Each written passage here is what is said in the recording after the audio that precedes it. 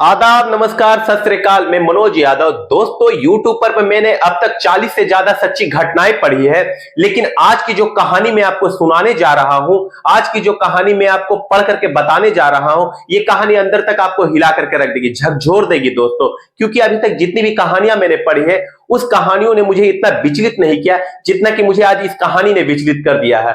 मैं बात कर रहा हूं उत्तर प्रदेश का एक जिला होता है नोएडा। नोएडा का ही एक थाना होता है बिसरख। बिसरख थाना क्षेत्र के ही एक जगह से एक महिला ने 1090 पर यानी कि लखनऊ फोन किया यूएन पावर लाइन में, और उस महिला ने कहा कि पुलिस की तत्काल प्रभाव से आवश्यकता है, बस आप पुलिस भेज दीजिए। जैसे ही सूचना मिलती है, उसके 5 या 7 मिनट के बाद इस बिसरख थाना क्षेत्र के इंचार्ज अनीता चौहान भारी फोर्स के साथ मौके पर पहुंच जाती है। दरअसल वो जो देखती है, वो देख करके भी खुद भी हैरान हो जाती है। बात ही कुछ ऐसी होती है, एक 14 साल की बच्ची होती है जिसका पेट सामान्य से ज्यादा बड़ा दिख रहा होता है। यानी कि 14 साल की वो बच्ची जो कक्षा 8 में पढ़ा करती है, उसका पेट सामान्य से ज्यादा बड़ा होने की वजह से वो महिला परेशान हो जाती है। वो महिला इसलिए परेशान हो जाती है क्योंकि उसकी जो माँ है, वो दूसरों के घरों में झाड़ू पोछा का काम किया करती है। आज कई दिनों के बाद वो बच्ची अचानक से सामने आ जाती है। यह बात है 5 जुलाई 2021 की होती है। इसके बाद महिला थाना अध्यक्ष उसको लेकर के अस्पताल जाती है, और अस्पताल में जैसी एक शंका थी, जैसी एक अनुमान लगाई जा रही थी, वो बिल्कुल सच हो जाती है। दरअसल वो बच्ची जो महज 14 साल की होती है, जो कि लगभग 3 महीने की गर्भवती होती है, उसके बाद उस बच्ची से पूछा जाता है कि बेटा, ये आपका पेट सामान्य से इतना ज्यादा बड़ा क्यों दिख रहा है। बच्ची शुरू शुरू में तो चुप रहती है, बोलती नहीं है, लेकिन बार बार जब उससे रिक्वेस्ट किया जाता है, प्यार से दुलार से पुचकारा जाता है, आखिरकार वो टूट जाती है। वो कहती है, जो उसका भाई होता है सोनू, जो अब महज अभी 12 साल का है, उससे ठीक 3 साल छोटा होता है, वो अभी 6वीं क्लास में पढ़ रहा होता है, और जिस लड़की की मैं बात कर रहा हूं, पिंकी, वो महज 8वीं कक्षा में पढ़ रही होती है। लॉकडाउन में अक्सर उस बच्ची के माता पिता दोनों घर से बाहर मजदूरी करने के लिए चले जाते हैं। दोनों बच्चे अब घर में अकेले रहते हैं। न जाने कब और क्या देख करके इन बच्चों को कुछ ऐसा सूझता है कि वे एक गलत रास्ते पे चले जाते हैं, कुछ गलत कर बैठते हैं। यानी कि वो दोनों बच्चे जो होते हैं, एक दूसरे के साथ फिजिकल रिलेशनशिप में आ जाते हैं, और उन्हें ये अच्छा लगने लग जाता है। दोनों एक बार नहीं, बल्कि इसको लेकर के कई बार ऐसी घटनाओं को अंजाम देते हैं, क्योंकि हर दिन उनकी माँ और पिताजी जो होते हैं, दोनों घर से बाहर मजदूरी करने के लिए चले जाते हैं। माँ घरों की झाड़ू पोछा किया करती थी, और पिता उसका वो मजदूरी करके परिवार का भरण पोषण किया करता था। ये बच्ची कब गर्भवती हो जाती है, उसको पता ही नहीं चलता।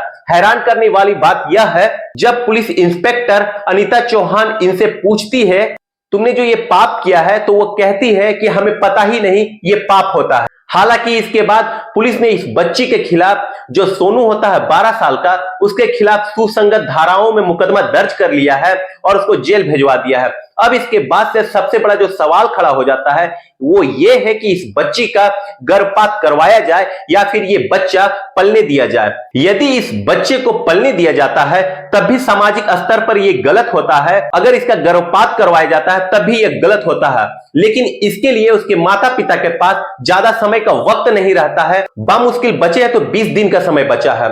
इसके बाद यदि उस बच्ची का गर्भपात कराया जाता है, तो उसकी सेहत के लिए खराब हो सकता है, इसमें उस बच्ची की जान भी जा सकती है। लेकिन इससे पहले उस बच्ची के गर्भपात कराने से पहले कोर्ट से परमिशन लेनी पड़ेगी। अब इस बच्ची के माता पिता से पूछा जाता है, तो ये सोच ही नहीं पा रहे, समझ ही नहीं पा रहे आखिरकार उन्हें क्या करना चाहिए। दोस्तों, अभी ये भविष्य के गर्भ में छुपा होता है कि ये बच्चा गर्भ में रहेगा या फिर गर्भ से बाहर भी निकल पाएगा। लेकिन जो पाप होता है, जो अपराध होता है, उनकी उस पाप करने वाले, उन अपराध करने वाले ने कभी कल्पना भी नहीं की होती है कि वो कितना कदम उठा चुके हैं।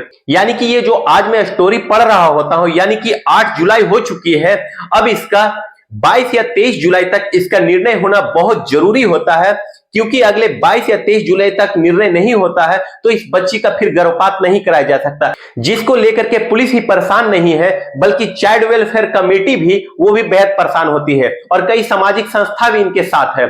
दोस्तों, यदि आपके घर में भी इस तरह के बच्चे पल रहे हैं तो आप भी कम से कम उन पर ध्यान दें। खासकर जो आजकल हम लोग मोबाइल को लेकर के बच्चों को फ्री छोड़ दिया है, कम से कम बच्चों को बिल्कुल उनके हवाले ना करें, बिल्कुल उन्हें मोबाइल को लेकर के फ्री ना छोड़े। जब बच्चे पढ़ रहे होते हो तो कम से कम उनको बीच बीच में जा करके आप भी चेक करते रहे, कहीं बच्चे कोई गलत साइट को खोल करके ओपन न कर रहे हो। और साथ ही उन माता पिता को ध्यान देना चाहिए जो कभी कभी फिजिकल रिलेशनशिप बनाते हैं और बच्चे को छोटा समझ करके ये सोचते हैं कि बच्चे कुछ नहीं देख रहे, क्योंकि आजकल के जो बच्चे होते हैं वो बड़े से भी कई ज्यादा होशियार होते हैं। इसलिए कोई भी ऐसा काम करते हुए एकांत जगह देखें और उसमें यह भी बात सामने है कि माता पिता को देख करके ही बच्चों में ये सब सारी चीजों की शुरुआत की थी। हालांकि वो जिस जगह में रहते थे, जिस घर में रहते थे, वो घर में छोटा होता है और छोटे घर की यही दिक्कतें सामने आती है। दोस्तों, इस कहानी को सुनाने का उद्देश्य किसी को परेशान करना नहीं, किसी को हताश करना नहीं, किसी को निराश करना नहीं, बल्कि आपको जागरूक करना है, आपको सचेत करना है। अगर ये आपको हमारी वीडियो अच्छी लगी हो तो हमारे चैनल को लाइक शेयर सब्सक्राइब करना ना भूलें। मिलते हैं अगले किसी नई वीडियो में, तब तक के लिए जय हिंद, जय भारत।